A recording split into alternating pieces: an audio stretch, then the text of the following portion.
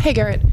Carlos was in here the other day and he spoke about trying to do a better job of controlling his emotions, having a poker face, and he spoke about you in your final game in Kansas City and how you're so dialed in. It's almost robotic, like when you're going back and forth from the dugout. Do you guys speak at all about that? Yeah, I mean, we're a pretty tight group as a rotation, and so we speak about all facets of the game. That's a compliment from Carlos. I appreciate that, and I think that's what we're all trying to strive to do is get in the competitive mindset and stay in there as long as we can. Do you offer him any tips as to how he could do a better job controlling those emotions on the mound? No, I'm just an advocate. Other questions for Gerrit? We'll go to Dan standing diagonal from me, Gerrit. Gerrit, what does it mean to have Rizzo back in the lineup and also at first base? Yeah, it's big for us. I mean, to be honest, Cabby and Birdie had a tremendous series for us last time. A lot of credit to them for filling in that role. But Rizzo is, such an accomplished first baseman, a master around the bag, and just a slow heartbeat with a gritty at bat, a lot of contact. So, Tony's a great player, and so we're thrilled to have him back in the lineup. Go to that fifth row in the left center aisle there. Hi, Gerrit. How have you seen Austin Wells grow behind the plate this year from the beginning of when he got called up to now? Yeah, I mean, he's just hungry for more information. He's always staying curious.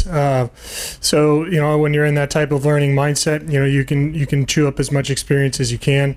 He came in with a good footing overall, and he just, like I said, he just tries to improve every single day. So he's grown a lot. We'll go 5 rows back on your right. Nate.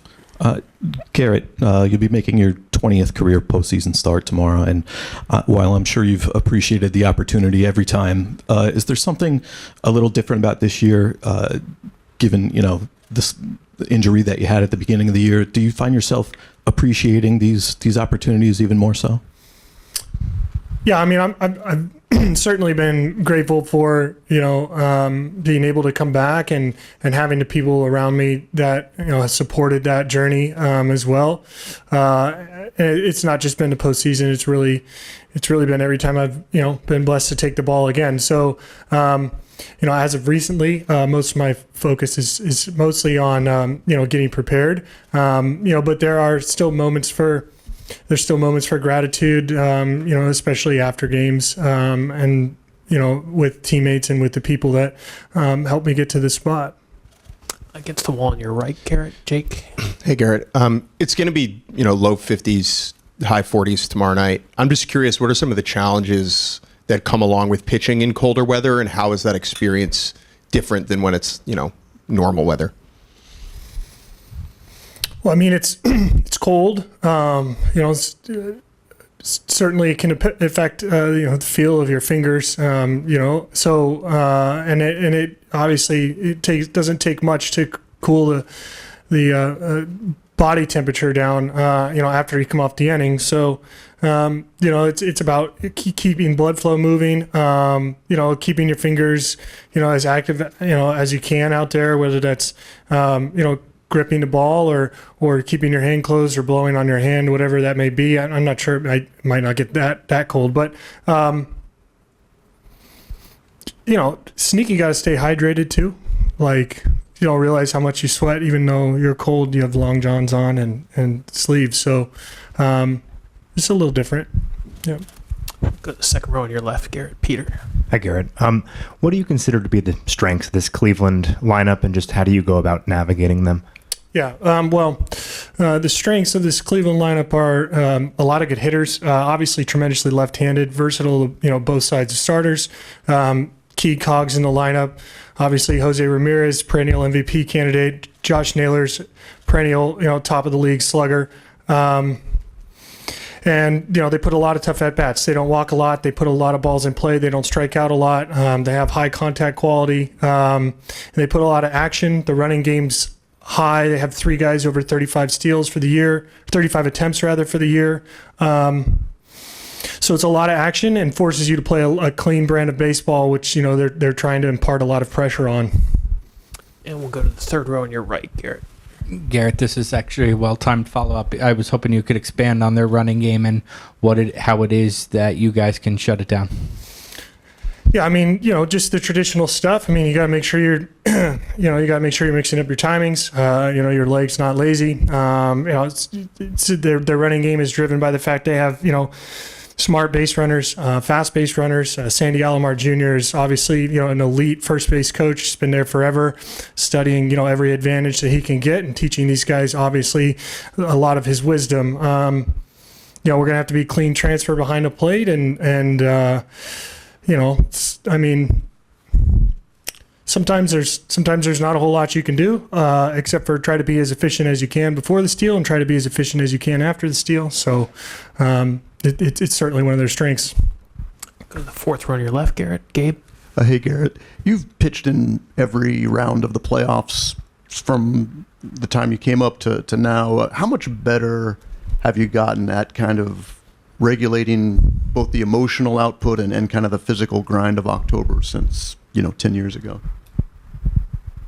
Well, I don't know how much better, but I mean, I feel that, you know, I continue to chip away at it, find little things that, you know, maybe I can improve on or that I need to clean up. My evaluation process is very similar to that of the regular season. My preparatory process is very similar to the regular season.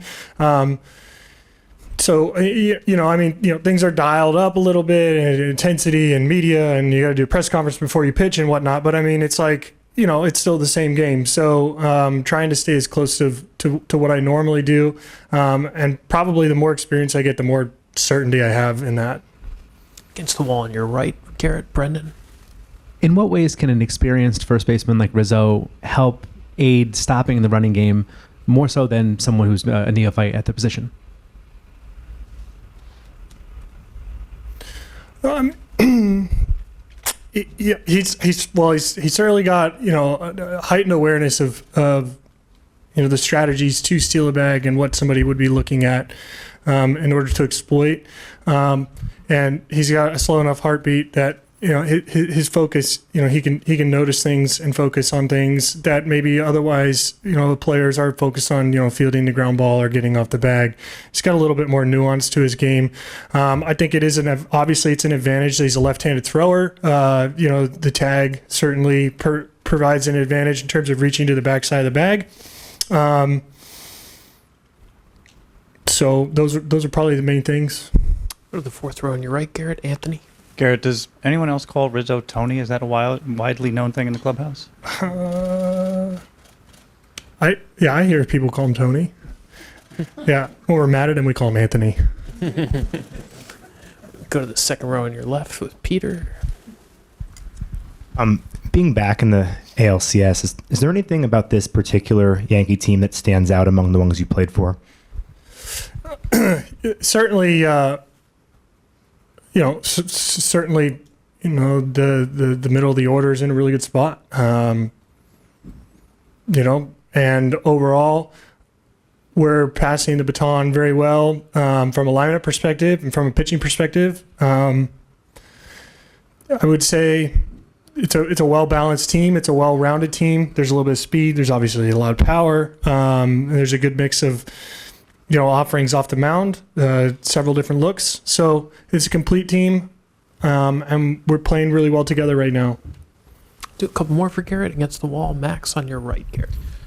Gerrit, what would you say the mood in the clubhouse is right now heading into Game 1 with a chance to go to the World Series this series? Yeah, based on the last couple days, because I've just been running around for like an hour and a half already so far, it's been just the same, plugging along, focused. You know, it's a challenge sometimes, you know, with the off days in the off season or in the postseason rather to you know, replicate that daily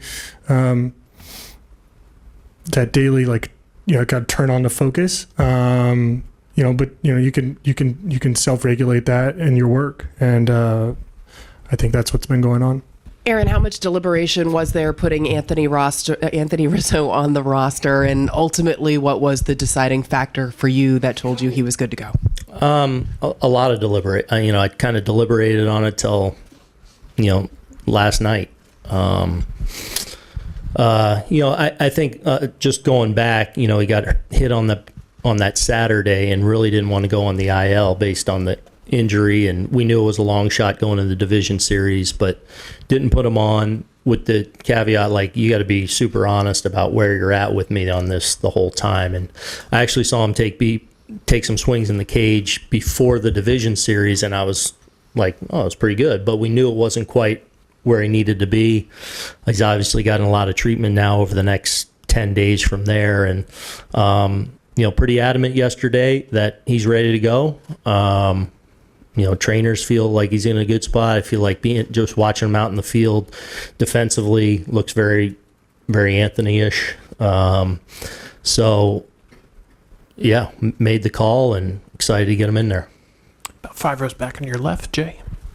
Yeah, Aaron, your bullpen was phenomenal during the division series against the Royals and really came together down the stretch after you moved Luke Weaver into the closer role. What I'd like to know is how did Clay Holmes handle it for you, and what have you seen from him since then, both in terms of managing the change and adjusting to the issues that put him out of that role?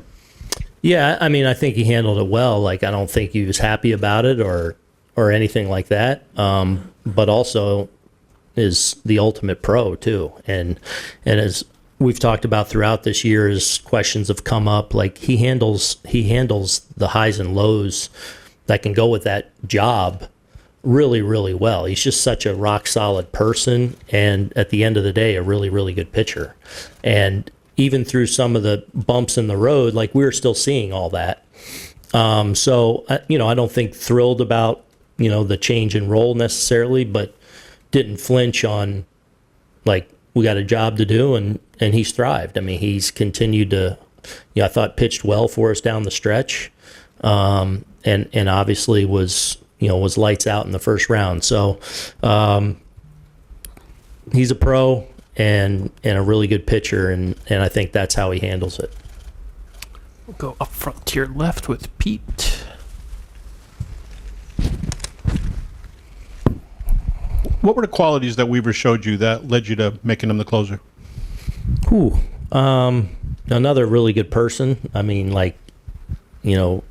Just kind of way he leads his life. He's just real responsible, diligent, great worker, easygoing personality, great teammate. But then look at his body of work all year, and it's been outstanding. Really since the end of spring training, his last couple outings in spring training, he really started to look the part and went into I remember going into Houston, that opening series, and he is kind of our long man, maybe a 6th starter at some point. We're not really sure of the role, and really from jump, it's been excellent. We've seen the outstanding 4-seam fastball, cutter, changeup, and then with that, real command. So he's got command, the uptick and stuff that we've seen in him as a reliever, but also I think with some of the tweaks he made to his delivery over the winter that didn't show up, frankly, right away in spring training, has really taken him to another level. But I think it's the stuff of the 3 pitches that he uses the most with command of those. Go to the 5th row, left center aisle. Aaron, what is the biggest difference between Austin Wells now and at the beginning of the season? Look, the first full year in the big leagues, like, invaluable experience that he's gained now, kind of help leading a staff, a division-winning staff. Like, you can't put a price or a whatever on that experience that he's gained.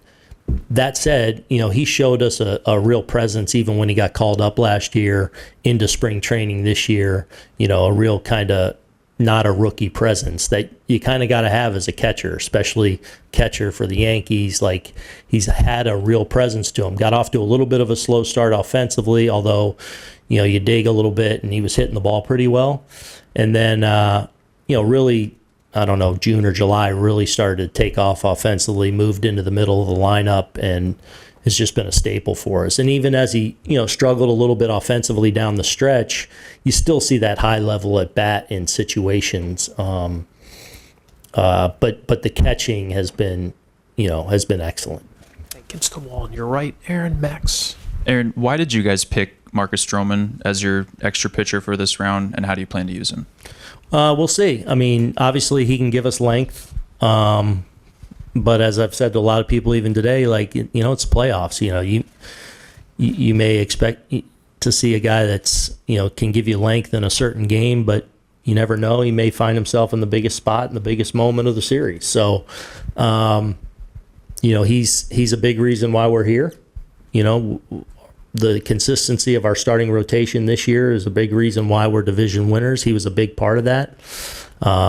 He stayed ready. I felt like his live, last week when he threw was good. And I just felt like he deserved to be on there. Second row on your left, Aaron. Peter. Hi, Aaron. How much consideration was given to Nestor Cortez, and just where is he in his progress? I would say a little bit, but not quite there yet. Really excited about how his throwing program's gone since he started. And he threw his first pen yesterday, which went well.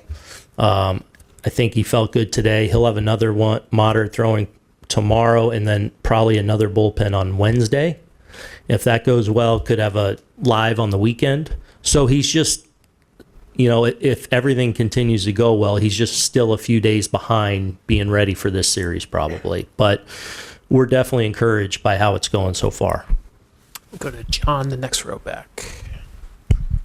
With Anthony, in terms of rostering him, was it a sense that he kind of had to be ready to start game one for him to be on the roster, or could you have put him on even if it wasn't necessarily? Yeah, I got asked. I don't know if I looked at it like that. It was more like, do I think he's ready? Are you ready?